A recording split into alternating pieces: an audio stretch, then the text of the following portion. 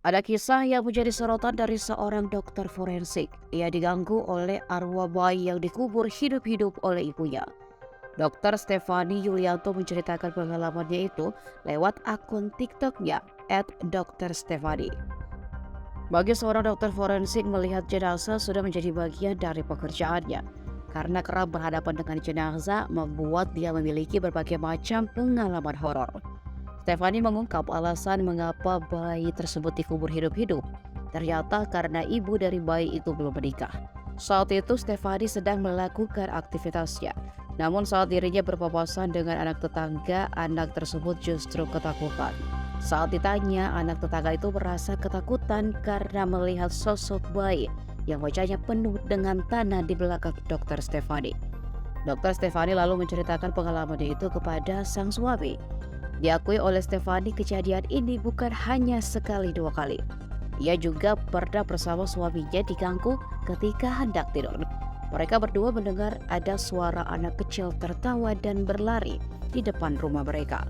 Di akhir video, Dokter Stefani memberikan imbauan kepada siapapun untuk berpikir terlebih dahulu atas setiap tindakan yang akan diambil. Hal itu menurutnya karena apapun yang dilakukan pasti akan mendapatkan konsekuensinya.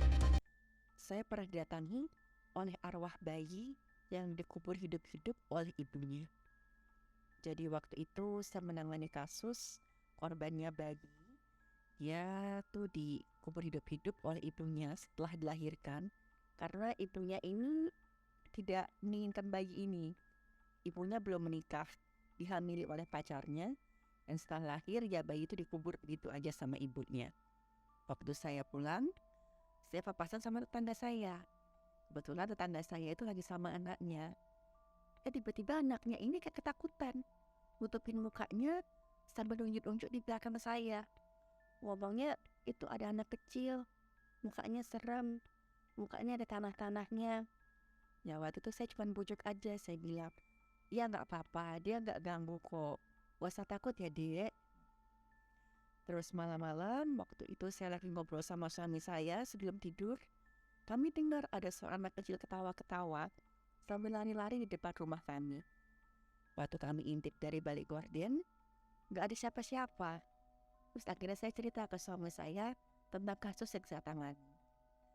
Dan akhirnya saya diajak sama suami saya, kita doakan yuk supaya dia tenang. Dan setelah itu ya kami nggak pernah lagi dapat gangguan apa-apa dari si anak kecil ini. Pesan saya, ingat setiap tindakan itu pasti ada konsekuensinya.